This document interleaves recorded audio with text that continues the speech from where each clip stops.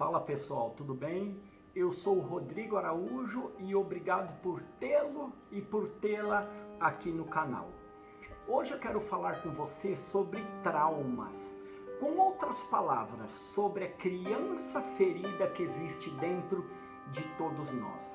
Repare que eu disse dentro de todos nós. Naturalmente que existem pessoas que nunca se atentaram para isso. Existem pessoas que mascaram muito bem essa criança ferida, esses traumas de infância, traumas do passado. Existem pessoas que estão no caminho do autoconhecimento e têm ciência que a única forma de transformar muita coisa em suas vidas, que são crenças limitantes, é curando a sua criança ferida. E quando eu uso esse termo criança ferida, muita gente pode não entender, pois nunca ouviu falar. Na verdade, nunca se atentou para isso. Criança ferida é qualquer situação do seu passado. E ontem ou há um minuto atrás já é passado, não é?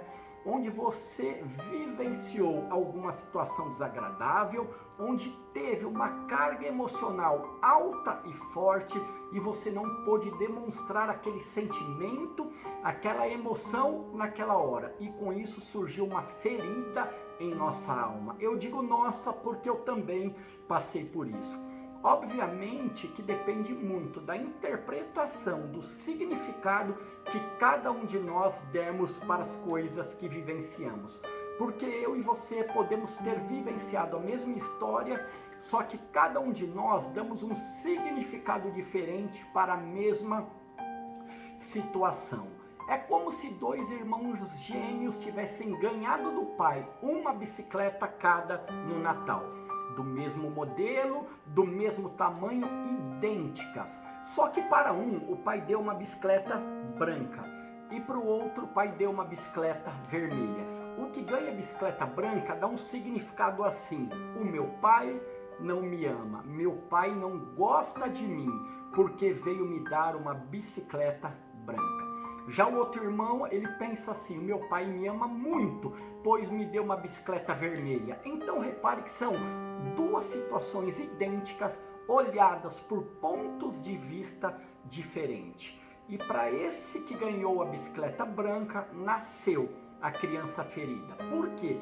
Pelo significado e pela interpretação que ele deu ao acontecimento. Então a criança ferida nasce através de um impacto emocional muito forte e que naquela hora você não pôde colocar o sentimento emocional para fora e tem a possibilidade de gerar traumas futuros.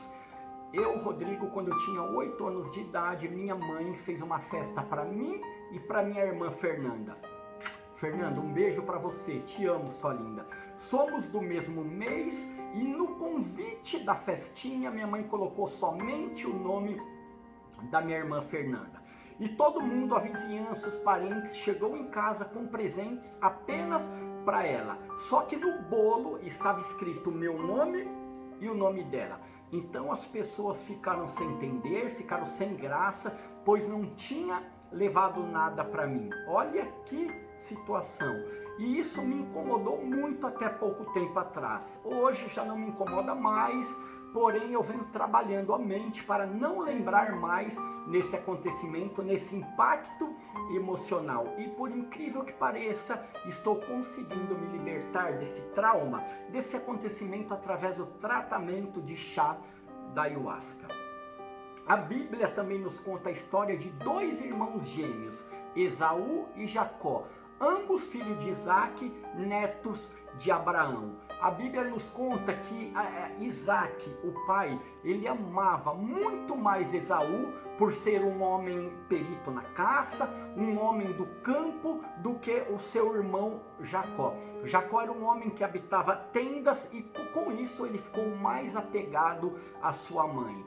Diz que na hora do parto, Jacó tentou puxar o calcanhar de Esaú para nascer primeiro e ter direito à primogenitura, à bênção do filho mais velho. Essa é a única história sobre gêmeos na Bíblia. A Bíblia não relata mais nenhuma história sobre irmãos gêmeos. E por incrível que pareça, o pai Isaac acreditou nessa história da parteira e pôs o nome do segundo filho de Jacó, que quer dizer enganador. Ele foi chamado de enganador a vida inteira. E de tanto o menino ser chamado de enganador, que o pai, antes de morrer, foi enganado por Jacó para Jacó poder ficar com a bênção do filho mais velho, que no caso era de Esaú. Isso gerou uma série de problemas na vida de Jacó e na vida de Esaú também. E teve consequências seríssimas. A história é super interessante, está no livro de Gênesis, capítulo 25, a partir do versículo 26. Então, o fato é que todo mundo tem uma criança ferida dentro de si. E às vezes a gente diz que tem pessoas que têm uma creche de crianças feridas. Agora, o detalhe é que no caminho do autoconhecimento você pode e deve ressignificar essa situação que gerou traumas. Ou seja, tem cura. E nessa hora pode entrar o processo terapêutico. A meditação pode ser um caminho que te ajudará a entrar em contato com essa criança ferida. Ela pode ajudar você a acolher essa criança ferida, esses traumas internos que muitas vezes estão dentro de nós. E a grande parte dos traumas que nós temos nasceram dos 7 anos para baixo, dos 7 anos de idade para trás, ou até mesmo no ventre materno, que foi o caso de Jacó. O detalhe é que muitos dos nossos traumas estão no nosso inconsciente, onde não temos consciência ainda. E grande parte desse comportamento nos leva a consequências na vida adulta. Esse é o X da questão. A verdade é que você é um conjunto de memórias que acredita no que ouvia enquanto crianças. Ouvia inclusive de pessoas que amavam você. E a sombra dessas memórias, presta atenção que eu vou dizer, e a sombra dessas memórias que acredita no que os outros acreditavam enquanto criança se chama paradigmas. E quando você fala, eu quero a casa, eu quero o carro, eu quero um relacionamento próspero, um casamento feliz, eu quero fazer sucesso. É 5% de você que está dizendo isso, é seu racional, mas o seu irracional, o seu inconsciente, ele quer uma única coisa de você, que você continue replicando no que ele acredita, que o casamento é uma instituição falida, que homem é tudo igual, que você não presta para nada, que o dinheiro é sujo, que você é divorciado porque seus pais foram divorciados e várias outras falas que foram ficando marcadas em nosso subconsciente. E essa força que está no seu inconsciente tem 95% de poder sobre a sua mente. E se ela tem 95% de poder, ela é a sua vibração. É o que você acredita de verdade, mesmo sem querer. E a gente tem que limpar aquelas vozes internas que impedem a gente de subir degraus. Quanto mais enraizada uma crença limitante, mais prejuízos vamos adquirindo em nossas vidas e chega a parecer que isso funciona como um imã que só atrai coisa ruim na nossa vida. É verdade é que as notícias ruins dão mais ibopes no cotidiano e ficam gravadas com maior fixação em nossa mente do que as notícias boas. E essas notícias ruins são chamadas de impactos emocionais. E esses impactos emocionais são muito mais negativos em nossa mente do que positivo. Basta pensar o seguinte: a dor de perder R$100 que estava no bolso é muito maior, é muito mais frustrante do que a alegria de você achar R$100 na rua. Quer ver um outro exemplo impactante? A dor de perder um filho é infinitamente maior que a felicidade do nascimento desse mesmo filho.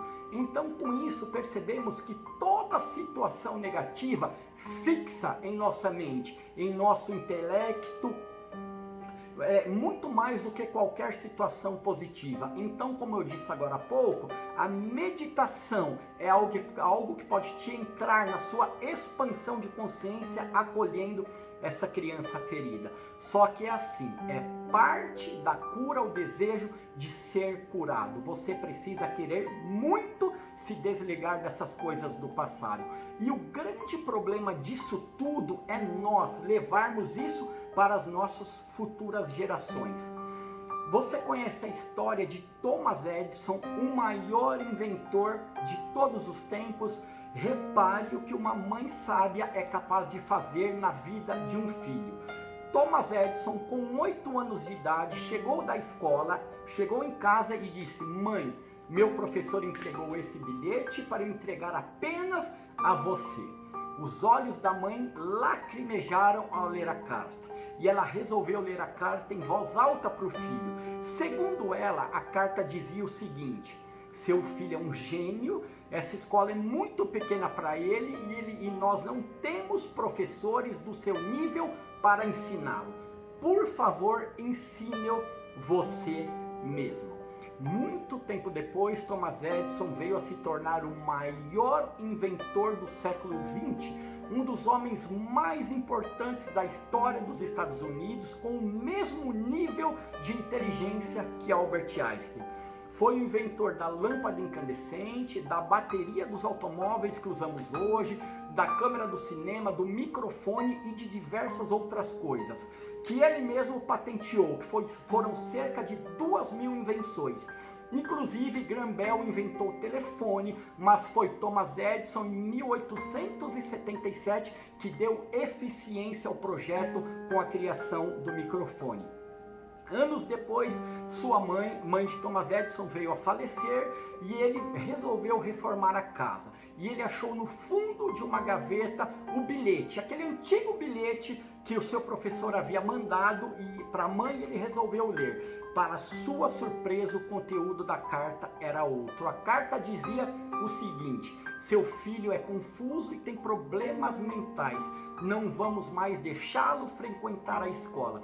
Por favor, ensine-o você mesma. Ou seja, o menino foi expulso da escola com 8 anos de idade, pois era tido como louco.